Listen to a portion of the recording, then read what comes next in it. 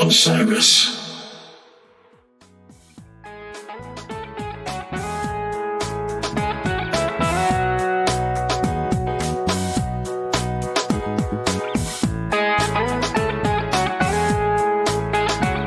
Hey everybody, it's Friday, May 19th. This is The Drop. Thank you for tuning in. I have a bunch of stuff I want to tell you about, so let's get into it. We have a bunch of new great episodes. We have The Jaunty on No Simple Road.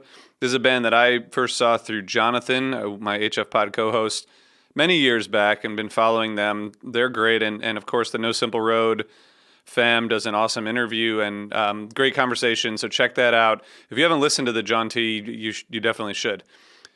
The Helping Friendly Podcast, 40 for 40, rolls on today at 4 p.m. Eastern on Friday. We will be doing a live episode on 1998. We keep rolling along, and Fish keeps getting more interesting. Who knew? I did not know when I went on this journey that Fish would continue to get more interesting as the years wore on. But here we are, so everyone's learning something. We have a great classic show we're going to review for 1998, and then, of course, that'll be available as a podcast right after. Okay, Chris Wood is the guest this week on Inside the Musician's Brain with Chris Pandolfi. Really great. He being Chris, he's able to have these really just in-depth and really interesting conversations with so many different musicians. And this interview with Chris Wood is up there among the most interesting that I've heard. And I hope everybody gets a chance to listen and gets a chance to check that out. It's really cool. And I'm glad that Chris is continuing this season. It's really fun. Inappropriate Happiness with Isaac and Karina Reichman. They talk about their experiences at Jazz Fest. If you are, like me, sad that you were not able to make it to Jazz Fest, then you will definitely want to check this out because they go deep on their experiences. They both were down there. They talk about the festival, of course, Neil Francis, the Disco Biscuits, Ghost Note, Santana, many more. And Karina sat in, of course, as she always does with a bunch of musicians. So anyway, check that out. Check out that recap. I love hearing from them.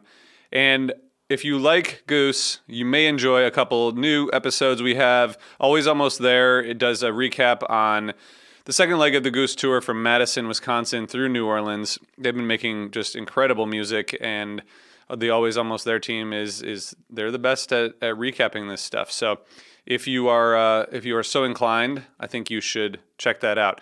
The Goose Chicks Pod, new episode. They do a live they did a live broadcast. This is the podcast, of course, that came out of that to answer some of Goose Twitter's Spring Run 2023 questions: favorite show, favorite set, favorite jam, most improved song, favorite new song, the jam vehicle of the tour, etc. So you can check that out. The link for all this stuff, as always, is in the show notes. But hopefully you all are subscribed to most of these podcasts already. A couple other things I want to tell you about. I saw an article in Rolling Stone today, which I thought was hilarious because I think I'm not sure on this podcast, on other podcasts we've had Steely Dan debates, and I feel like Steely Dan is a very divisive, polarizing band, and I love Steely Dan, but this Rolling Stone piece is called "Why Steely Dan Sounds Perfect Right Now."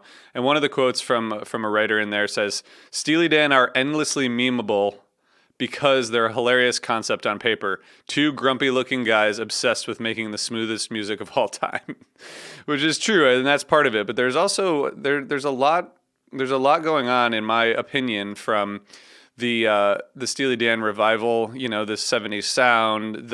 They're incredible musicians. I really like their songs too, but I think a lot of people don't. But that's up to them. But I love listening to Steely Dan, and I think this article really just I think it's great. Okay. Last thing, our friends at Relix did a review or a feature on The National and their new album. This new album is really great. I think that I've talked about this before, but and Taylor Swift makes an appearance on a National song, which I think is pretty cool. But Mike Greenhouse, our friend at Relix, interviews The National about what they're up to now, about their album, and it's really pretty interesting. And so thanks to Mike and the Relix team for putting this out there. I think it's a really good interview. And speaking of Relix, the April-May 2023 Relix is out.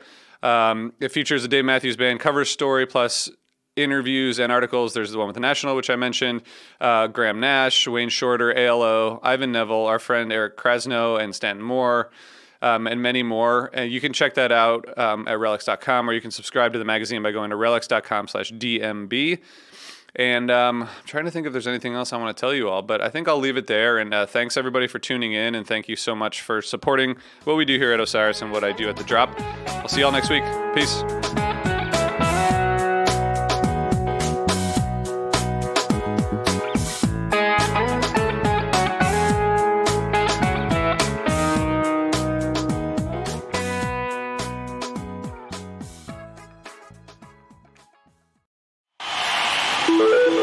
Osiris.